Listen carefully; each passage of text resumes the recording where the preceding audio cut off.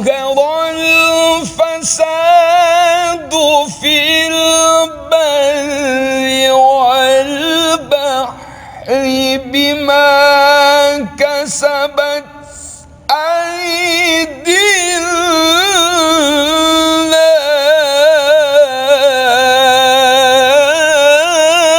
الناس ليذيقهم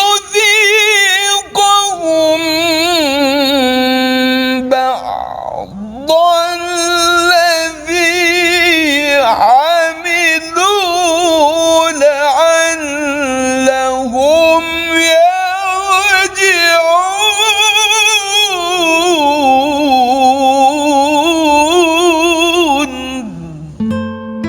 telah tampak kerusakan di darat dan di laut disebabkan karena perbuatan tangan manusia. Allah menghendaki agar mereka merasakan sebagian dari akibat perbuatan mereka, agar mereka kembali ke jalan yang benar. Hampir setiap hari kita selalu membutuhkan air. Selain dibutuhkan untuk kesehatan manusia, air juga dibutuhkan untuk membersihkan diri manusia. Dan mereka semua membutuhkan air. Air adalah persembahan alam untuk manusia. Kita tahu, air yang telah kita gunakan akan terus mengalir dan terus dibutuhkan oleh segala makhluk di bumi ini. Pernahkah kita berpikir jika air sudah tidak lagi ada? Memang saat ini, air yang sudah kita gunakan akan terus mengalir dan jarang kita memikirkan kemana air itu mengalir. Namun, kita tahu, air bisa kita temukan di sungai-sungai di sekitar kita. Di sungai, kita bisa temukan kebutuhan manusia yang dibawa oleh air, yaitu pasir. Pasir-pasir ini dimanfaatkan oleh manusia sebagai bahan baku pembangunan.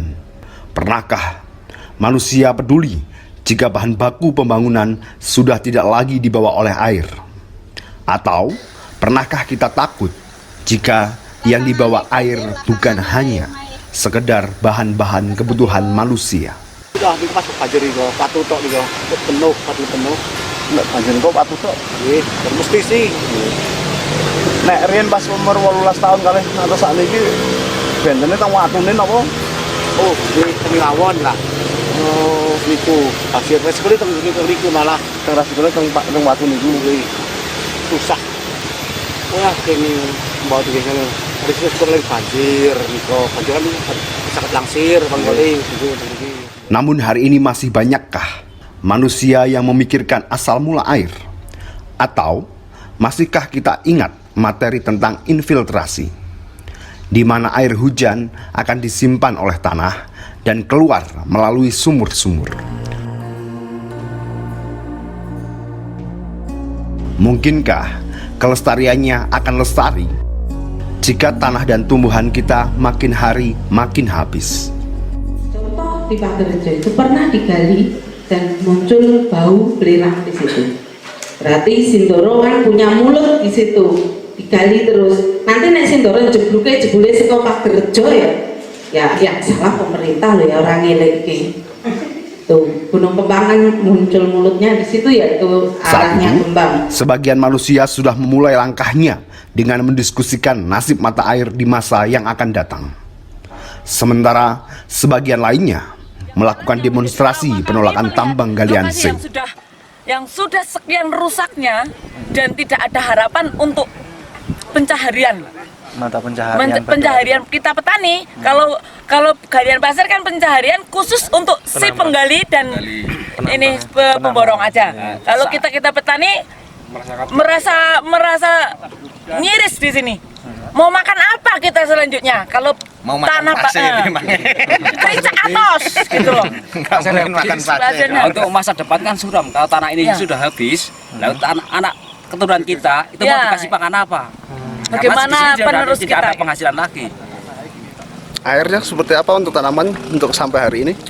Sampai hal ini kalau kondisi tanah yang sudah dikeduk itu sama sekali Mas tidak produktif. Kalau yang sudah bekas galian pasir tidak produktif. Lahan nganggur. Lahan nganggur. Kalaupun mereka yang ngutik-utik biar bisa ditanam lagi, tetap hasilnya 10% paling dari tanah yang asli bawaan Tuhan. Apabila nanti tidak ditutup, galian seperti apa tanda? Otomatis ini pertama di sini. Ini pertama kalau lokasi sini. Tapi ke depan entah berapa tahun lagi lari ke sana semakin jauh ke Sindoro, ke bawah juga akan habis sampai jalan raya. Kalau kita yang hadir di sini semua kompak untuk ditutup. Kalaupun ada yang ikut si pemborong, itu orang belakang. Orang belakang maksudnya? Ya orang-orang yang dapat uangnya, dapat supelannya atau krunya kita tidak tahu. Yang jelas orang yang hadir di sini unjuk muka kalau kita tidak setuju. Di mana hal ini akan mengancam kelestarian air di masa yang akan datang. Jika hal ini terus dilakukan, nasib pembudidaya ikan koi ini akan kehilangan ikan-ikan cantiknya.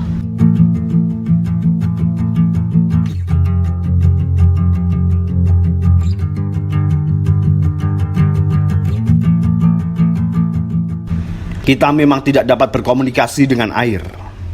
Namun, air selalu mencoba berkomunikasi dengan manusia dengan banyak cara. Seperti salah satu sumber mata air di daerah Jawa Tengah ini memberikan pelajaran bagi manusia. Air yang mengalir dari sumber mata air menolak untuk mengalir melalui pipa. Air ini memilih mengalir melalui bambu. Kemudian dialirkan menggunakan bambu ini, bukan menggunakan peralon malah. Dalamnya peralon nanti. Bukan bambu. Cuma bambu ya? Nggak bisa pakai peralon itu, nggak bisa, nggak mau. Kalau pakai alat-alat yang modern itu nggak mau. Malah justru nggak mau. Nggak mau. Kalau pakai alat modern itu turunnya tetap ke bawah samping sini. Ini kan cuma sambungan. Kalau yang asli dari sana kan memang bambu. Memang itu nyata fakta dan memang nyata. Nggak mau dipakai apa namanya? Ini yang dari pabrik itu nggak mau. Tidak mau. Jadi dia harus memang dari alam. Memang sudah semestinya apa yang sudah diberikan alam sebenarnya menjadi salah satu kebutuhan hidup manusia seperti halnya air. Kayak air apa ya? Ya, aqua lah. Seger, kayak semacam Seperti air mineral.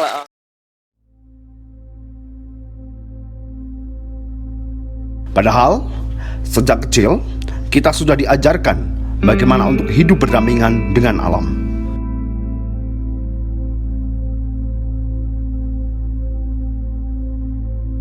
Meskipun harus berada dalam bayang-bayang bencana, mereka tetap harus tumbuh menjadi pribadi manusia yang memanusiakan, atau menjadi pribadi manusia yang berpendidikan. Mereka pun belajar tentang terjadinya hujan dan bagaimana air itu mengalir hingga ke lautan. 7 tahunan itu sudah seperti ini keadaannya, gerak-gerak terus tanahnya. Memang terkenal sininya kan tanah bergerak. Nah, gitu. Apa saja Pak yang terkena dampak dari tanah bergerak di sini? Terutama kelas 3 dari Ethernet itu, kemudian pilar depan, tembok yang di sini itu retak bahkan hampir 5 cm. Sementara Alam mulai jenuh dan tidak mau memenuhi keinginan manusia yang hendak membangun fasilitas-fasilitas publik. Begitu juga pada sektor fasilitas publik jalan kabupaten. Lebih dari 10 tahun, jalanan ini tidak pernah mengenal aspal. Sebagian besar manusia menginginkan jalan beraspal sebagai pelindung dari ancaman kecelakaan dan memperlancar roda ekonomi antar daerah. Karena setiap aku lewat jalannya itu mobil saya mau rubuh terus, jadinya kan otomatis saya bergerak sendiri. Ya. Ini sakit sendiri Pak? Iya, sendiri nih. Berarti setiap hari sudah berapa tahun Bapak lewat jalan? Udah 15 tahun lebih nih. 15 tahun nih. Udah pernah ngomong sama pemerintah setempat? Udah bosen saya bilang sama yang atas itu di Desa Watumalang itu. Manusia kerap berharap pembangunan pertumbuhan ekonomi segera merata. Meskipun pembangunan dan penggolongan kawasan suatu daerah sudah diteliti oleh para ahli, entah karena faktor apa, daerah yang membahayakan untuk manusia sama sekali tidak diperhatikan. Padahal dampak dari alam yang longsor ini terdapat di daerah rekahan, sehingga dikhawatirkan meluas menuju pemukiman. Seharusnya manusia yang telah dibayar dan memiliki tanggung jawab melindungi manusia-manusia yang berada di kawasan berbahaya ini hendaknya segera bertindak. Hingga saat ini belum terlihat gerakannya. Mungkin mereka sedang fokus memulihkan sektor pasar yang lebih menjanjikan. Artinya kalau ini kita kejar 10% per minggu, maka di akhir bulan Desember itu akan terselesaikan. Untuk khusus tahap pertama struktur ya, 2020 baru selesai. Rencana bulan Oktober rampung.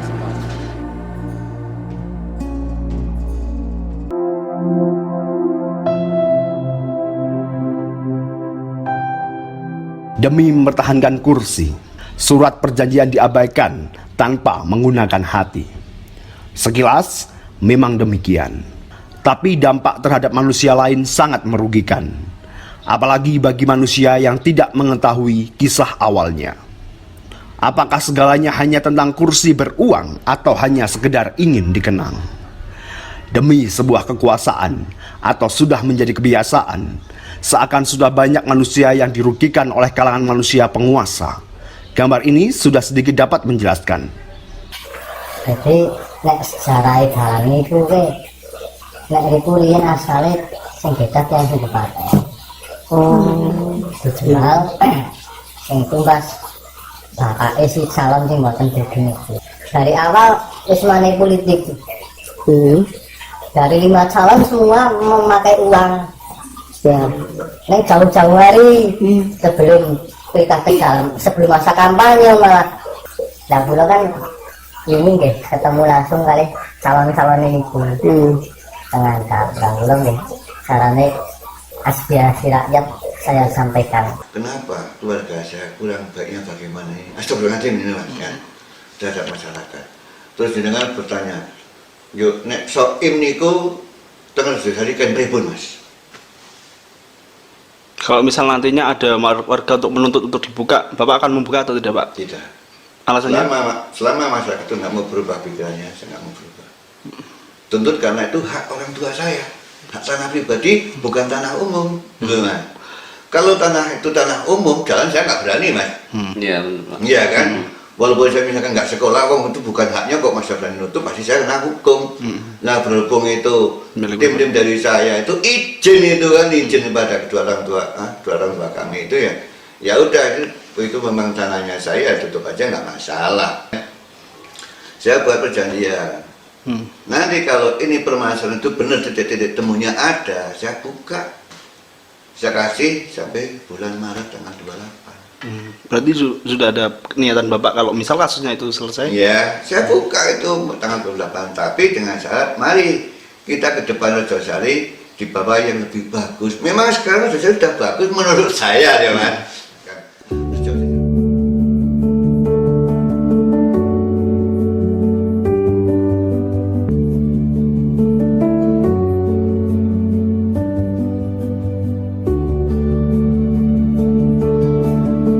Manusia yang membutuhkan uang banyak, apakah hanya memiliki cara dengan merusak? Memang, banyak cara melawan atau menolak demi kehidupan yang layak. Namun, yang ditolak masih kerap saja merayu dengan menawar lahannya, bahkan hingga mengancam pembunuhan para demonstran, masih kerap dirasakan manusia biasa. Pernah ada tawaran, Pak? Pernah. Berapa, Pak? Itu kan ada kompensasi kayak gitulah. Kisaran berapa? Nah, itu kan kalau biasanya pengelola pasir kayak gitu kan lihat besar kecilnya pendapatan hasil yang digali. Makanya kompensasi ya janji-janji mau betulin jalan kayak gitu kan mungkin kan janji-janji awal doang. Nah kalau udah berjalan mungkin kayaknya nggak terrealisasi mungkin. Sudah ada ancaman berapa kali? Ada sering kemarin juga sering kan. Berupa apa ancamannya? Ya mungkin intimidasi dari masyarakat. Ada ya itu yang masnya bilang ngiming-ngimingin adanya uang kompensasi kayak gitu. Sampai pembunuhan kah? Kalau alhamdulillah pembunuhan belum ada. Jangan sampai. Tapi dulu pernah kan waktu pas pertama kali kita ada ancaman yang semacam itu kan ada. Tahun berapa itu, Pak? Sekitar tahun 2013-14an lah. Apakah mereka lupa apa yang mereka ambil hari ini berkaitan dengan hari esok? Ataukah mereka memang mencari uang untuk membeli durian? Jika memang iya, pemuda ini tidak melakukan penambangan, namun tetap saja masih bisa membeli durian. Atau mungkin mereka ingin membeli ikan di pasar ikan. Sementara ratusan ton ikan mati mencemari lingkungan daerah setempat. Ikan-ikan ini dikelola oleh salah satu perusahaan yang sudah berusaha untuk tidak mencemari lingkungan, katanya. Bisa sampai seperti ini Pak, awalnya itu seperti apa Pak? Ya kalau upwelling sendiri itu dominan dari faktor alam ya, faktor alam. Jadi kami juga sudah proyeksikan kebiasaan secara rutin terjadi upwelling. Namun demikian alam ya kita tidak bisa untuk atur ukur nanti alam akan marah seperti apa gitu kan, kita tidak bisa. Jadi tapi kita juga ada antisipasi awal dengan penyiapan beberapa sarana penunjang ketika terjadi penurunan oksigen. Namun karena keadaan, hal ini berimbas kepada masyarakat. Imbas dari ini tidak hanya berdampak kepada lingkungan, namun berdampak pada mata pencaharian manusia biasa lainnya. Niki sing turun sing mati kan sing ikan tengkara batok. Nggih, tapi niku cari dampak langsung iwak. Jebam ikut stres. Oh. Mati kados niki nggih. Cara kula nggih sing dampake nggih teng lingkungan niki. Napa sih Bapak rasake? Rasanya nggih baunya bagaimana lah. Seperti niku baunya. Saking RT bingung niki wonten duit 200 atau keprepun kayak gue. 200. Nggih. 200 niku untuk apa, Pak? Caranya niku menghilangkan baunya ini ngono. Berupa uang tapi itu iya. Niku teng Pak RT mung 200.000. Nggih. Pak RT mau pinten RT sing dibagi kados niku, Pak. Saking kecobakan kita nggih wonten 5 RT. 5 RT.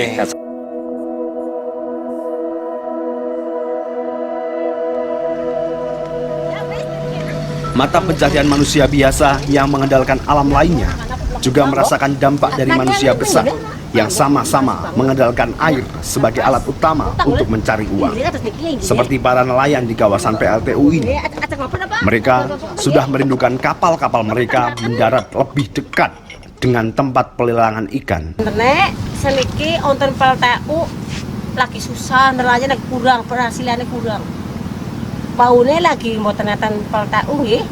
Manda lumayan mong praune teng mriki sih saged teng mriki lah. Teng mriki mboten enten pindah mawon teng mriko. Kenapa sih sini kita tempatnya mboten enten ngono perahu. Perahu pinten niku kali napa tunggal. Kedahe pripun? Kena kejabruk lombak nggih bolong praune. Kena pasire wonten platarane go telah perahu. Pas niki kok mboten saged. Kena mboten saged pasire dipetani teng PLTU. Sing mbetane sinten? Nggih, mboten ngerti wong sedoti nggih. Kontal kali toyane nggih pasire katut. Mriko ningali mriko PLTU dadi sedoti mau terus. Dadi nggih PLTU tanpa nguruk bisa adol, mae adol nguruk tanang di peduruk. Iki hari-hariane sampean hari nyedote. Lah mriko sing mau konten sing kapal go minggir kok keruki terus mboten sedot nggih kapale mboten ada sih, mboten bisa jalan. Pasirnya mumbul sedoti terus men bisa jalan ke batu barane. Tolongkange kan kapal sing banget. Hal demikian juga kerap dirasakan pengolah hasil olahan laut. Olahan laut sebagai potensi ekonomi manusia biasa yang terkena imbas dari makin langkanya ikan akibat limbah sampah yang mencemari air laut.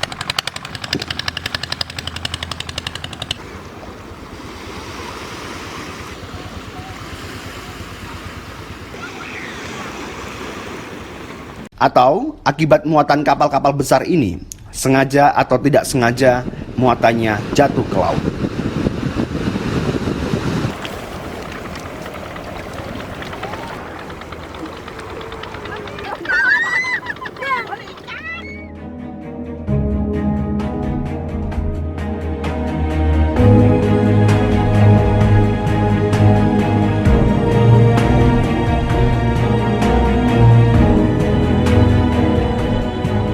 Ikan-ikan yang dianggap memiliki gizi ini tahun ke tahun makin susah didapatkan.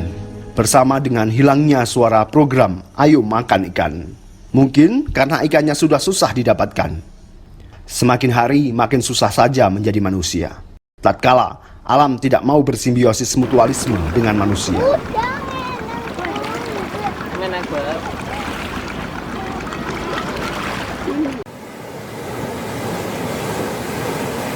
Sementara hari ini bukti-bukti alam sudah mulai enggan dengan manusia sudah banyak kita rasakan. Air terjun yang dulunya menjadi air terjun yang indah, kini telah kering.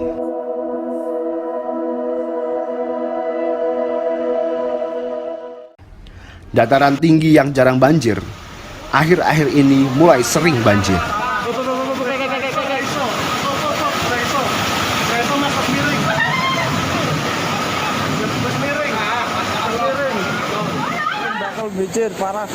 Bersama dengan sang istri, pengendara motor ini berusaha sekuat tenaga menahan motornya agar tidak jatuh. Namun derasnya arus banjir membuat motor korban terbawa arus. Beberapa kendaraan lain yang melintas bahkan tampak kesulitan menerjang arus banjir.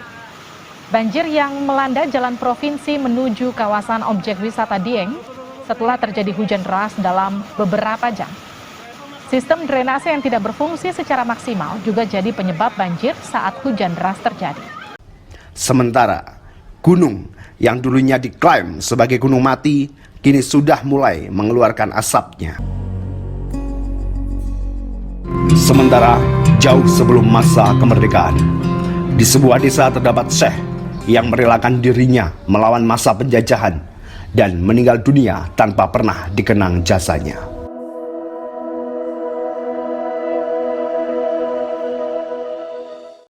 Ini salah satu penentang penjajah, di mana penjajah sampai kesulitan menangkap beliau, sampai ditangkap, dibunuh, dipenggal, tapi beliau dimakamkan. Setelah dimakamkan lagi, pagi harinya beliau sudah ada lagi membuat kerajinan. Seperti itu berulang kali sampai akhirnya mungkin Allah sudah menakdirkan beliau untuk wafat. Akhirnya di sini adalah makamnya. Ada dua makam sebenarnya, yang satunya tapi tidak diketahui di mana. Yang satu adalah tubuhnya yang di sini, yang satunya lagi kepalanya, maksudnya sirahnya itu tidak tahu di mana. Memang harus terpisah. Harus seperti itu. Karena apa? Karena kalau masih disatukan kemungkinan besar beliau karomahnya bersatu lagi. Untuk menjaga keasriannya memang membutuhkan perjuangan, pengorbanan, dan terkadang memerlukan perlawanan. Masih tentang air dan manusia.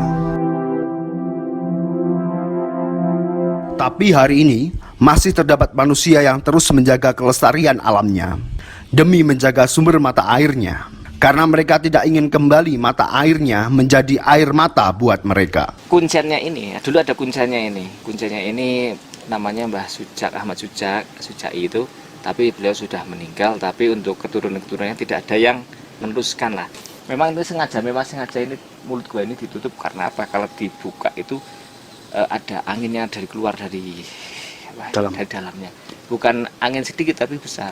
Dulu ini gua ini juga bisa bermain musik. Oh gitu, seperti gua gong itu? Bukan, ini musiknya musik alami. Biasanya kalau orang lewat sini mesti didengari musik. Tempat yang sakral dan banyak sejarah, jadi tidak sembarangan untuk membuka ini. Dan pembuktian bahwa di dalam mungkin ada air. Mungkin kalau saya menduga ada air. Kenapa? Karena di sini di bagian ini adalah bagian basah, terus kemudian tumbuhnya pohon-pohon. Para manusia yang berada di daerah ini terus menjaga kawasan mata airnya, kawasan yang bernama Gua Suryaman. Ya, ini adalah namanya Gua Suryaman. Nah, di sini ini gua ini adalah salah satu gua peninggalan zaman penjajahan Belanda. Mohon maaf, guanya memang sengaja ditutup karena takut disalahgunakan. Dulu konon ceritanya pada zaman penjajahan Belanda, Pangeran Diponegoro saja sudah pernah singgah di sini saat dikejar-kejar oleh Belanda. Dari desa Pagerutan, larinya beliau ke sini. Singgah di sini. Dulu di sini masih ada perbukitan dan desa, ada rumah-rumah penduduk di sini.